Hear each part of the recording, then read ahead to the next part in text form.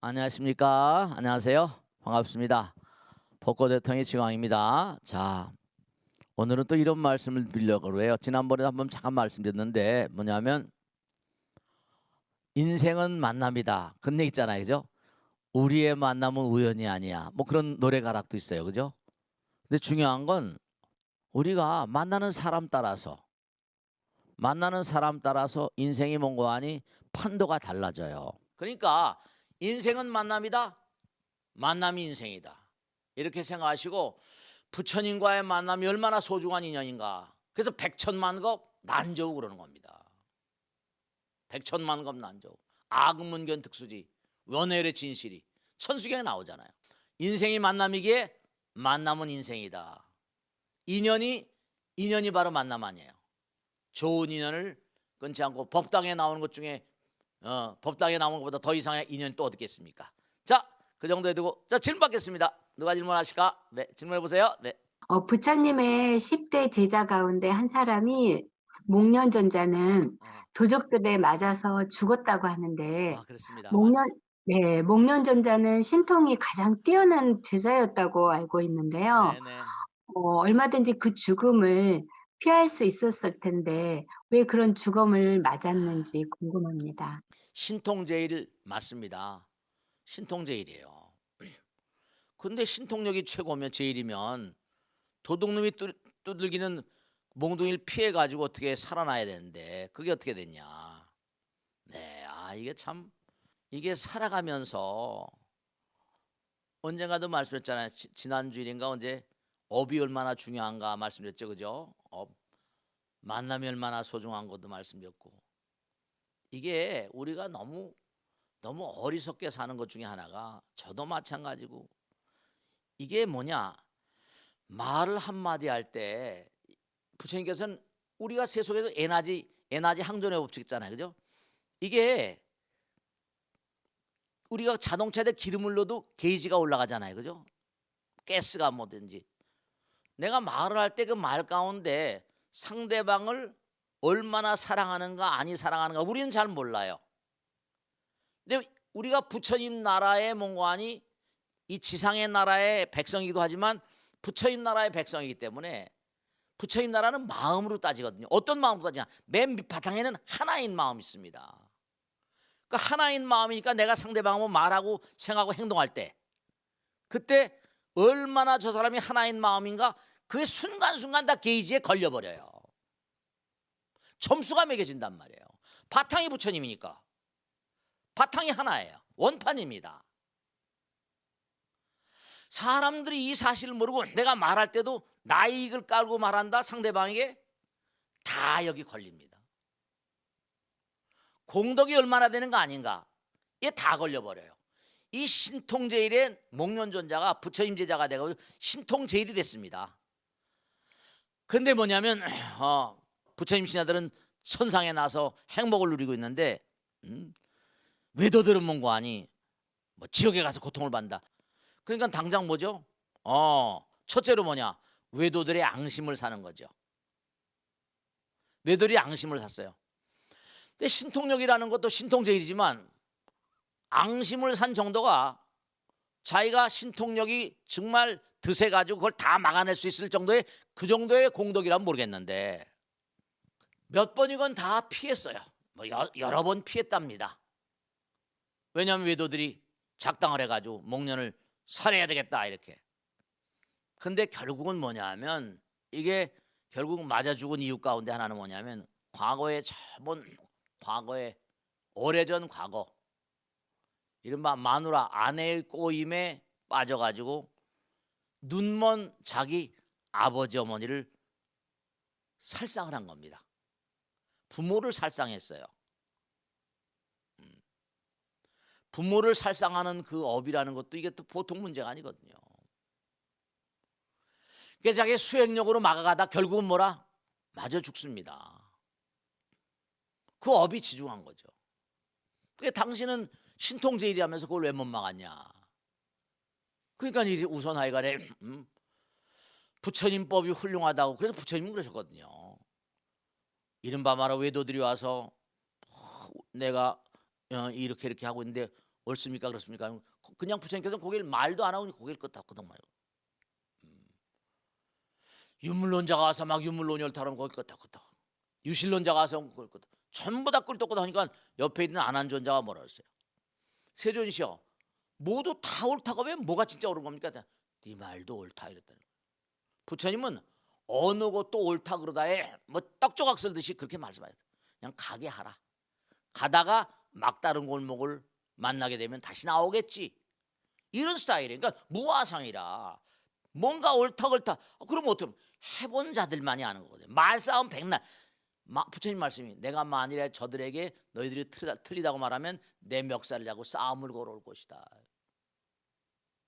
이 세상은 지금도 우리 정치 같은 거 봐요. 막 전부 다 자기들 옳다고 그러지. 아주 혼돈이에요. 옛날에 안 그랬거든요. 그러니까 중요한 건 뭐냐? 첫째로 우리가 세상을 살면서 자기가 지선지미하다 그런 거 없어요. 자기도 독성이 많고 악성이 많고 이기심 있는 한 죄가 없는 자가 어딨어요. 근데 우리는 누가 뭐라 그러면 그냥 낙인을 찍고 돌 던지기 일수거든요. 참 이게 안 되거든요. 너무너무 나빠요. 그래서 아주 중요한 건 뭐냐면 아무리 자기가 신통력 제일이 하더라도 부처님 같지는 않거든.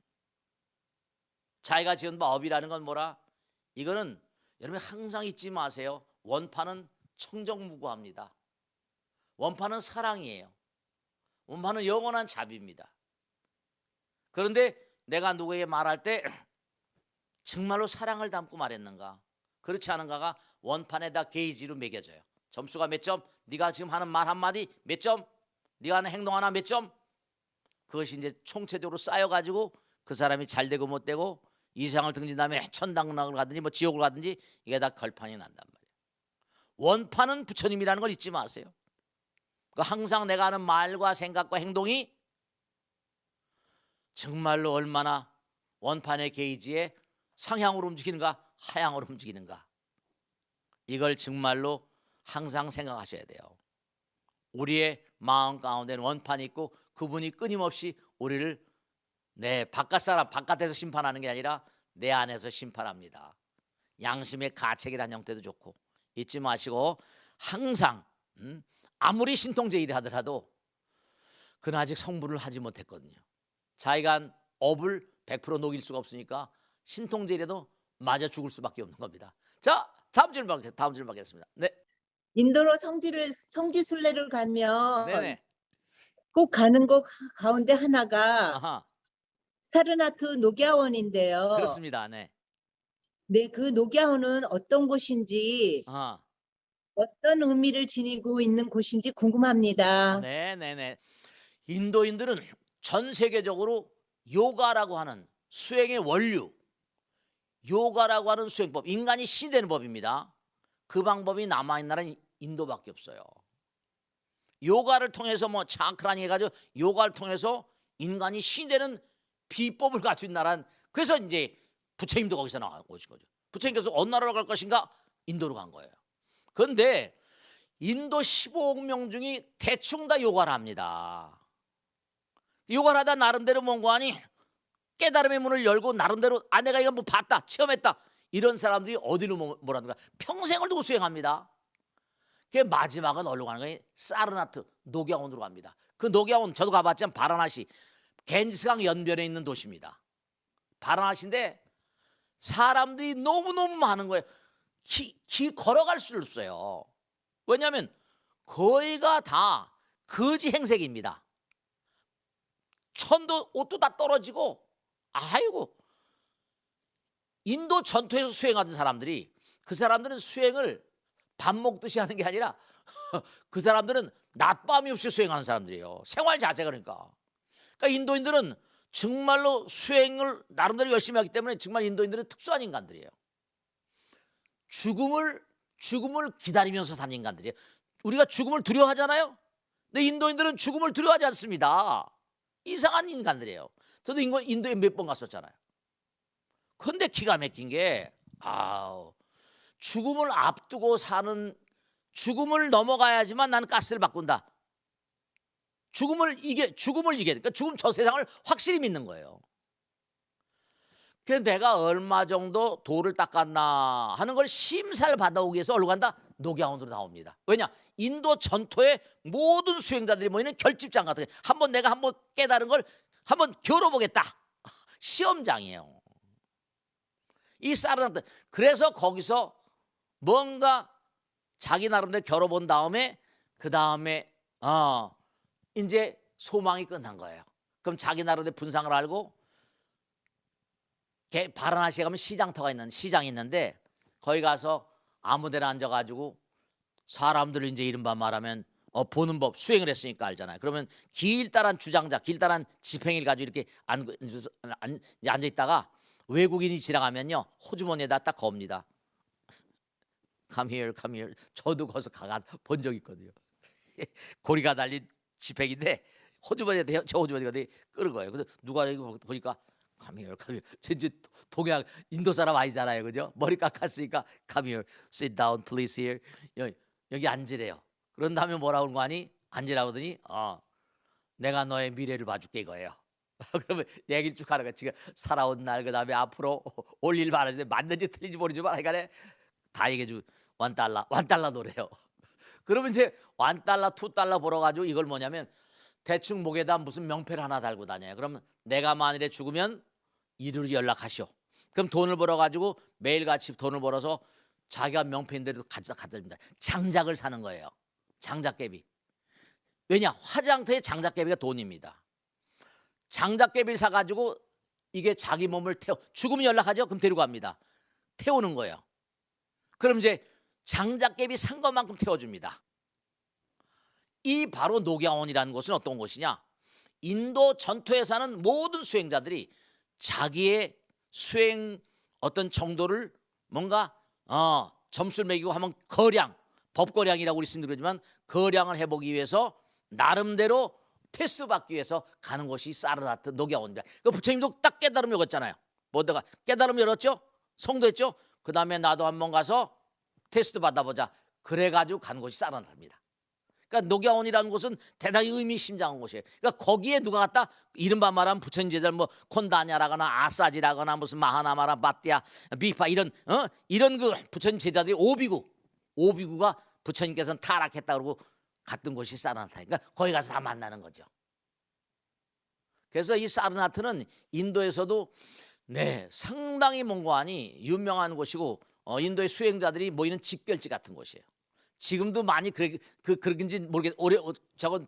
제가 인도 갔던 때가 50대니까 지금 많이 모르겠어요. 근데 이 사르나트라는 곳은 그런 곳이다 하는 걸 좀 생각해 보시기 바랍니다. 자, 다음 줄 받겠습니다. 네. 수명이 응. 길어진 만큼 나이 들어 병마와 싸우는 시간도 길어졌습니다. 네네. 그러면서 돌봄에 대한 얘기들이 많이 나오고 있는데요. 네네네.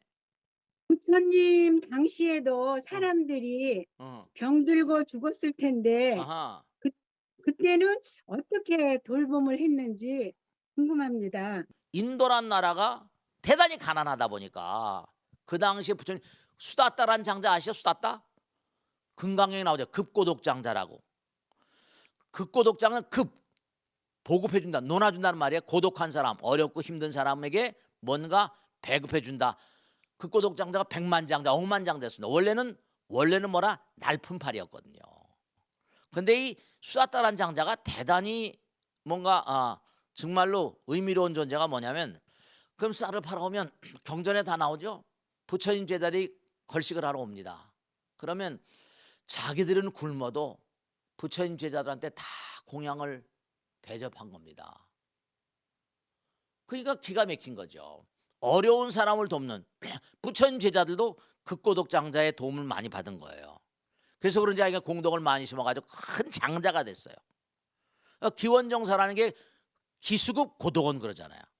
급고독. 그러니까 이른바 말하면 기원정사에서도 부처님께서 많은 사람을 도와주고 그랬었습니다.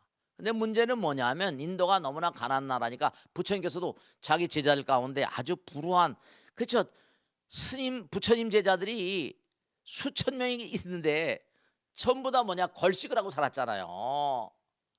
부처님 자체도 일국의 왕자 태자이고 왕이었는데 수행을 통해 가지고 자기가 거지 완전히 부처님 무량중생 제도하라고 걸식어기 성중 금강경에 나오죠. 걸식하셨어요. 그러니까 걸식이라는 건 뭐죠? 그러니까 얼마나 비난한 그런 그 스타일의 삶을 사셨겠어요.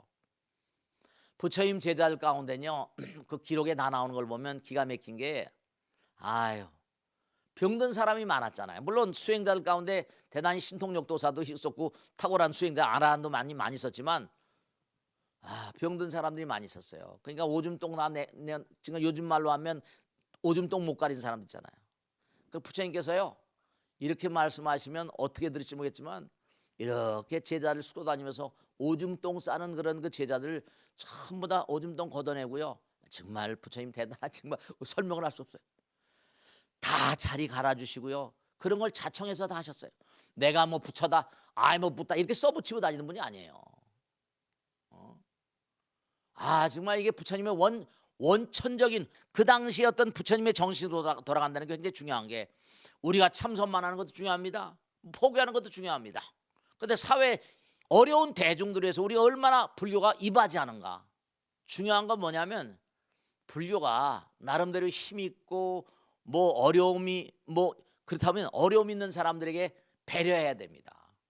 부처님 기록에 보면 전부 다 보면 방마다 이렇게 한데 보면 전부가 다 그 그냥 막 배설하고 막 오줌 싸고 자리 다 치워주시고 그런 기록에 나옵니다.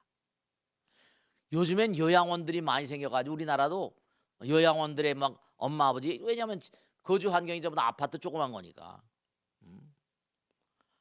그러니까 정말로 요양원들에서 뭐 다 잘하지만 우리가 어려운 사람들, 또 우리나라도 그렇지만 뭐 전 세계적으로 어려운 분들이 너무 많이 계시잖아요.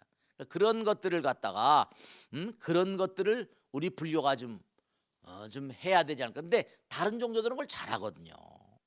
다른 종교들은. 또 스님들 가운데도 뭔가 어려운 분들 돕는 분들이 많이 계세요. 제가 뭡니까 그 우란 분제라거나 무슨 뭐 천도제 같은데 이렇게 지내다 보면 지난번에 무슨 제 때 해가지고 비누 그 태아령 천도제인가 전부 다 이제 칫솔 치약해 가지고 제가 그전에 한번 말씀드렸죠. 탁골공원이라 내가 하면 원각사란 절이 있거든요. 뭐 절이라고 표현하기 그렇지만 그런 데 가면요 뭐 먹을 게 없어가지고 급식을 기다리는 할아버지 할머니들이 줄을 서 있어요. 비누도 없는지 칫솔도 없는지 너무 초라해가지고 얼마나 참 안타까운 게 많고 우리가 사는 사회도 그렇습니다. 꼭 제가 말씀드린 게 뭐냐면 우리가 세상을 살면서 공덕이라는 게 다른 게 아니라 물론 많은 사람들에게 뭔가 공부를 가르치고 이런 것도 중요하고 다 중요하지만 우선 의식주라고 그러잖아요. 의식주가 제대로 해결되지 않는 사람들이 상당히 많이 있고 나라에서도 많이 뭔가 도움을 주고 하는 그런 것도 있지만 우리가 주변에 있는 사람들 어려운 사람들 정말 어려운 일들이 많아요.